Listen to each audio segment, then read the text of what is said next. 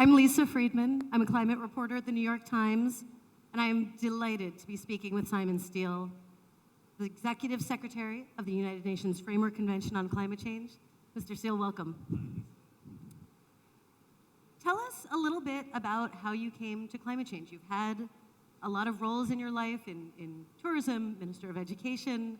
Growing up in Grenada, was this an issue? Was climate change an issue that you had been taken with a long time, or is this something you came to later in life? I would say later in life. I actually grew up in the UK. I spent, educated there. I spent part of my working experience there, and some international travel. But that gave me an understanding of business. It gave me an understanding of industry, what life is like, priorities are in the developed world. And then 20 years ago, my parents had moved back to the Caribbean 30 years ago. I moved back there, initially doing some entrepreneurial things, but politics has always been something that has interested me. In my youth, I was a bit of an activist in my time. The two issues of the day that resonated with me, one was nuclear weapons, proliferation of nuclear weapons, and the other was the anti-apartheid movement.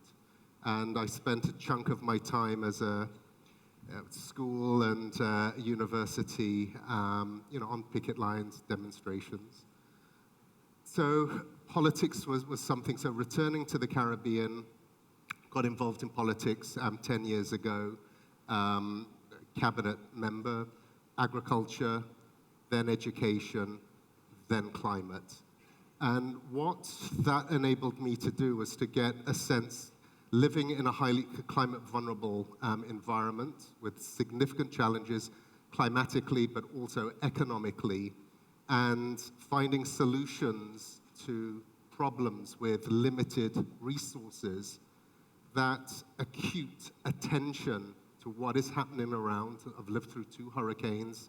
I see my parents, where they live, the beachfront they have in front of them is gone now, and that's just over the last 5 years. Droughts, floods, in the last 5 years, droughts, floods, you can see the changes. Our farmers, we can see how they're being impacted. We're already relocating communities that are under threat by the sea. So it's a lived experience. So blending all of those elements kind of puts me in a unique position in terms of the role that I currently have in my outlook. I mean, it really does. I mean, you've having spent half your life in Grenada, where the per capita emissions are among the lowest in the world, and half your life in the United Kingdom, where per capita emissions are in the top 20. What insight has that given you into what's needed to bring developed and developing countries to reduce emissions, and sort of the collaboration that will be needed between wealthy countries and developing countries? Well, the starting point is, where does the responsibility lie? And in terms of what moves the needle, it's within the G20. They generate 80% of emissions. 85% of global GDP is generated there. So in terms of what needs to be done, who needs to do it, what, and by when is clearly prescribed. So that is the first action area, if you like. That is what is going to get us to where we need to. And if I could pause on that for a moment. This is not necessarily in the UNFCCC parlance, Annex 1, non-Annex 1 divide, right? You're talking about countries that are both developed and developing, but are big economies that need to do a lot more in this decade. That's right. G20. That's right. And then you have the vulnerable developing nations who have contributed the least, and then the responsibility in terms of providing support there. How do they adapt the resources they need to deal with their challenges? So that requires another set of actions. And then where the UNFCCC sits, we sit over the 194 parties of the convention, and through the COP process, we try to move that agenda forward. The challenge with the process is it's incremental progress, party-driven, consensus-based, and the outcomes tend to be based on the lowest common denominator. That's not going to get us where we need to in 2030, 2050, by the end of the century. So it then requires looking at those elements, the non-state actors who sit outside of the process. And this pivot from negotiations to implementation sets the framework for that. That requires another mindset for the institution, but also for parties. Words must result in some tangible, actionable outcome, and that requires a shift in approach. Right. So how do you see that shift in mindset? I mean, myself, having covered 11 of these now, I mean, these negotiations are a take no prisoners, fighting over every last word, tense, and comma in a final statement. Is this the body, and how would you seek to transform this body into one that can take all these promises that have been made and help countries do the work that they've promised to do? Well, the first thing is about collaboration. Parties have to work together, come together, and the unique position and role of the UNFCCC is actually to bring parties together. We have this unique mandate of being, what we're all doing here, 40, 50,000 people here. It's about bringing parties together, and the role that we play, and a role that I wish to broaden, is that of building bridges. We sometimes come into this in a very combative way. When we actually look at it, and again, from where we sit, we see the entire landscape. There are actually more areas that we have in common than not. But the process forces us, the politics of climate forces us to focus on the differences and to become highly adversarial. That's not going to get us to where we need to in this new era of implementation. So certainly during my term, I will seek to find ways of building bridges, not only across parties, but then with those non-state actors. And the Secretary General announced yesterday, he's given me my marching orders, but it is this accountability chief role.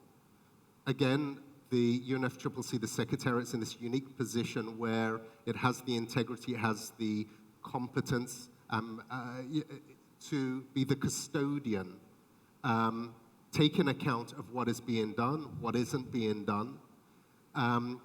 In that role, we will also find gaps, but also the opportunities. And with our convening power, how can we bring parties together to amplify those best practices, those who are moving further, faster, doing more, able to do more? How can they share? How can that be scaled up? How can that be replicated? How can we bring in, not just between parties? We see every country's national adaptation plan, every nationally determined contribution, every long-term strategy. There is no other body that has access to all of that information. We see what's being done, what isn't being done, but we also work with partners. We have access to partners, whether it's for finance, whether it's for technology, whether it's for capacity building. And I see the evolving role of the Secretariat as catalyzing. We're not an implementing agency, but we can catalyze action. We can get things started. We can bring, whether it's like-minded, complementary parties together, entities together, to actually get stuff done. And we have no time to waste. So it needs a different approach. Let's dig into some of the big issues at COP27. First and foremost, loss and damage. which has been the central focus of, of attention for the past many days. As minister, you were very outspoken about loss and damage, about the need for financing for loss and damage. As executive secretary, are you pushing for a fund? It's not for me to push for the fund, it's now parties. So my previous role, yes, but in this capacity, it's listening and responding and facilitating to what parties are asking for. How has it been to move to an impartial role when you've been so impassioned about the need for loss and damage financing? I spoke at the beginning about the mindset shift that's required for parties as we move to this role. I have a mindset shift too, so I'm not immune from mind shifting, and I have to lead by example. So that is what I have done, and that's what the role calls for.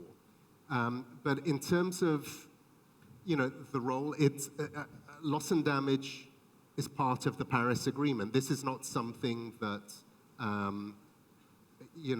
a handful of people are bringing to the table. This is an integral part of the Paris Agreement. It's part of a conversation that's been ongoing for 30 years.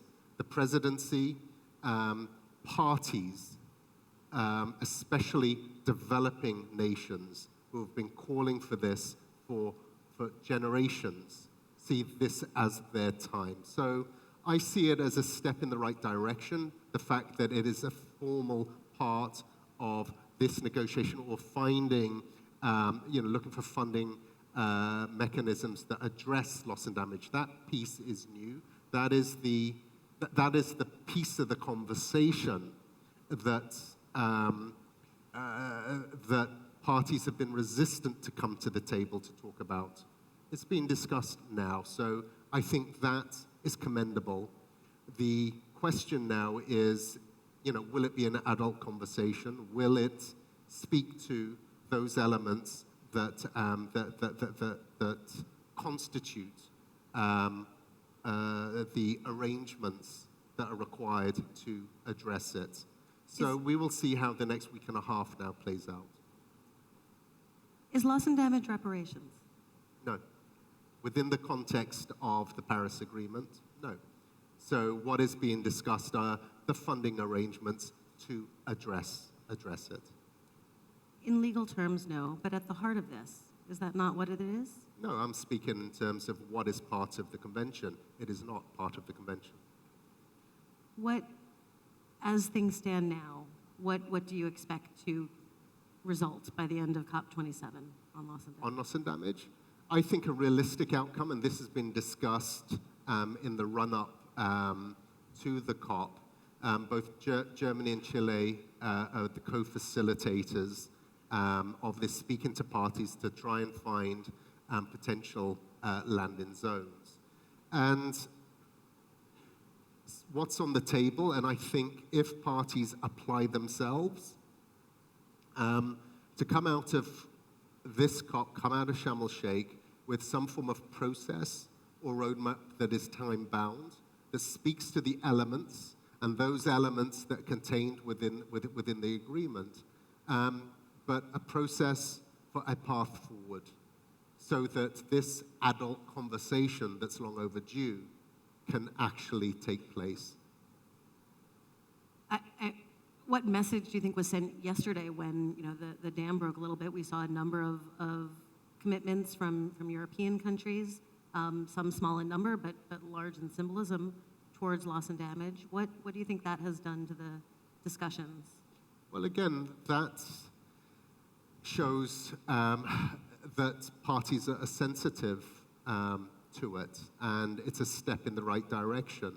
And, we saw it in Glasgow as well, in terms of Scotland put resources. It was symbolic, but important. But that then led to Denmark, Germany putting resources. Well, it's small, but it's symbolic. And it's showing the spirit of certainly some developed countries to put their money where their mouth is, as symbolic as it is. But it's pushing the conversation forward. And it's all part of getting us to where we are right now. So it is on the agenda. It is being discussed.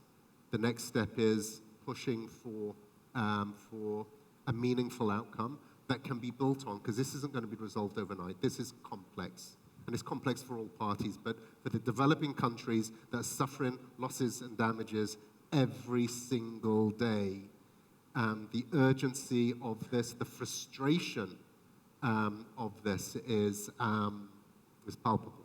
Can you give us an example, perhaps from your country? I think there's still a lot of questions about how this money would be used. Are there models that you can point to of, what would loss and damage money go to? Is it simply disaster aid, or are there other examples of things that you think that this could go to help? It'll be a range of things, and again, this is part of the discussion. But whether it is disaster response and looking at disaster recovery after the fact, support that's required there. A hurricane, I look at my own country. 2004, 2005, we had 2 hurricanes. We didn't have a hurricane for 50 years. We had 2 hurricanes within the space of 10 months, which damaged and destroyed 95% of buildings, the equivalent of 200% of GDP wiped out in just a matter of hours. And that recovery, the cost of that will be borne for many generations to come.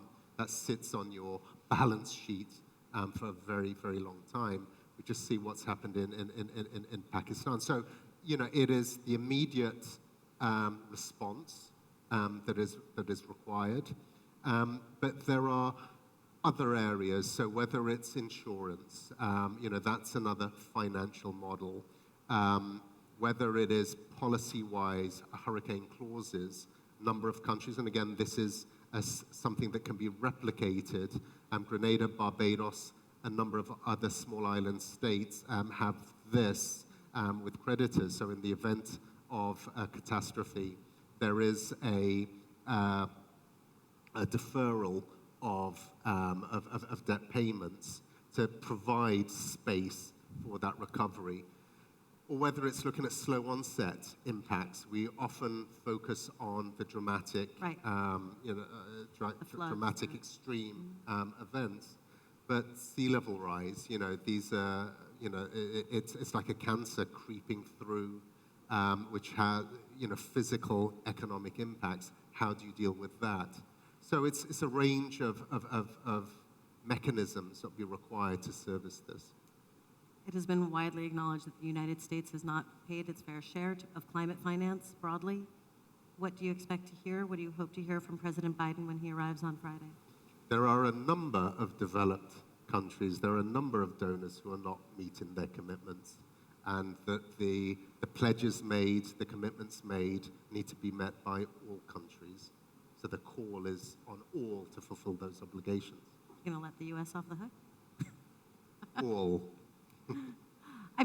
But the United States, as the largest historic emitter and the economic giant of the world, has done very little. Last year, the U.S. was able to procure $1 billion when it sought $3 billion. What does the U.S. need to tell the rest of the world when President Biden comes here on Friday? I said all major parties in this need to step up and play their part. So you're drawing me into a particular space. When you look at whether it is the Inflation Reduction Act, whether it is the New Green Deal for Europe, whether it's activities other major economies are doing, there is a lot of positive activity, but just not enough and not fast enough. So the conversation needs to be identifying those things that are being done, identifying what isn't being done, and adding that pressure, putting that pressure so that everybody steps up. But we're seeing, I've seen how the conversation has progressed over the last 10 years. Well, certainly, from Paris, we've seen a step change in state and non-state actors stepping forward. The issue we have is far, far more needs to be done, with more urgency. Some leaders are not here at all. Xi Jinping, Prime Minister Modi, Putin. What is your message to those who failed to show up? We had 110 leaders here. I believe that may even been more than Glasgow. That sends a very, very positive message. Of course, we'd like all to turn up, and the more who are here, that's the stronger that message. I want to leave some time for questions. As I look for questions, please give us your full name and affiliation, and if I could ask you to please ask a question and not give us a statement, that would be lovely. First, woman right here in the front row. Hello, my name is Amara Unali, and I'm the founder of Fight Global Warming Nigeria. My question focuses more on how you talked about the global corporation and how every country has to devote 100% to climate change. How do you reckon other countries do that when they have not contributed as much to the climate crisis, and how there's other things going on in that specific country, like poverty, like corruption, and all of that? Thank you. Climate isn't just the climate crisis isn't just about science, and it is that, and the environmental impacts. It is also a developmental challenge and opportunity. So in terms of balancing the agenda, it is about reducing emissions. It is about countries adapting. It is about developed countries providing the necessary support to those who, as you rightly said, least responsible for those causes. So it comes back to that question about all parties doing all that they can and taking those responsibilities seriously. See, one last question. Then over here. Thank you. My name is Farid Hani. I'm from the American University in Cairo. My question is, currently the global climate financial architecture, it's leaking, and the commitments that have been made, especially the $100 billion, are not going to the necessary countries that they should be going to. So how can this COP restructure or reform this finance architecture to make it more efficient and more effective as of following the outcome of this COP? Thank you. Thank you. Okay, there were calls the call to repurpose the global financial architecture has been made for some time now. And certainly the call for the restructuring, repurposing of the multilateral development banks. The Bretton Woods structure was relevant at the end of the Second World War. It was there for a specific purpose and a specific time. 70-odd years later, that does need to be revisited based on current priorities. They have changed. So there have been calls coming out of Glasgow for a revision of that. I would imagine similar calls are being made, from the floor. What is reflected in the cover decisions, we will see, but I'm sure those calls will be amplified. We're hearing more and more voices from some of the major donors, shareholders, calling for this. So it's about political will of the shareholders to start making this shift.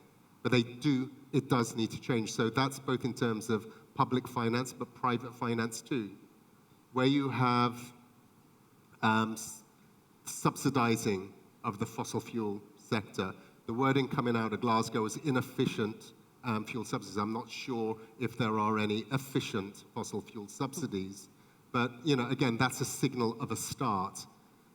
Policymakers need to start defining what this means in practice, recognizing that everything that we do, every single day by everybody, whether it is at government levels, whether it is corporations, must be 1.5 aligned, must be aligned with the Paris Agreement. And those structures need to evolve quickly to reflect that. I don't think we can leave a discussion with a UN leader without touching on 60,000 political prisoners behind bars in Egypt. Are you using your position as a UN leader here to discuss human rights issues with your leadership in Egypt? Well, I'm here to discuss climate as part of the UNFCCC, but in terms of the United Nations, its position on human rights, freedom of expression is clear, absolutely clear, and those are the principles that govern what happens within the COP, whether that is... Your focus is purely climate while you're here?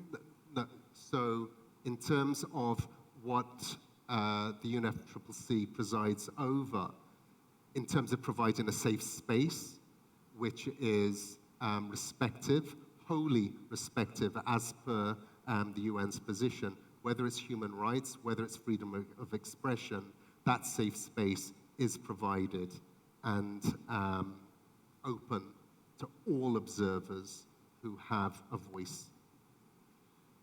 It has been, I'll close us out with what is the most that we can expect from this COP. I will say that in the beginning we heard from a lot of countries that were saying this is a small one. There's not a lot of big things that are going to happen out of COP27. Do you share that? Is this a small COP with not much expected to happen at the end? We have 8 COPs between now and 2030. 2030 was supposed to reduce emissions by half. There's no such thing as a small COP. So every gathering where we bring the world together, states, non-state actors, is a valuable opportunity to move us closer to halving emissions. What does success look like for you at the end of this? So success for this COP certainly is to demonstrate clear progress on Glasgow. I believe that opportunity exists. The interplay with what is outside of the process, showing those linkages and being able to demonstrate the pivot from negotiations to implementation is critical, and I believe, again, there are opportunities there. The issue of accountability in terms of the process, we are seeing greater movement, greater leaning forward by business, by the private sector. But that has to be done credibly, and the findings of the high-level expert group on accountability for the net zero pledges, the concerns about greenwashing, this is a step in the right direction in terms of addressing that, bringing that integrity and accountability to the process, and then the role of the UNFCCC in terms of being the custodian of that. So it's an important step forward. The final point on this, we tend to look at COPs as singular events within my own institution. And, we look at it one COP at a time. I've had very little opportunity to shape this COP. I've been in the hot seat just for a few weeks. But where my attention will shift to is actually not the next COP. It's going to be to 2030, and then to work backwards. Let us look at where we need to be in 2030, that halving of emissions, and what that means for mitigation, adaptation, loss and damage, finance. And let's start working backwards and start setting an agenda that shows us how we get on that path. And then when we start moving forward to COP28, COP29, it's within the context of what actually needs to be achieved there and the role that that particular COP plays in terms of getting us to 2030. Well, thank you for letting me put you in the hot seat today. Thank you for your time. You've been a Lisa, wonderful guest.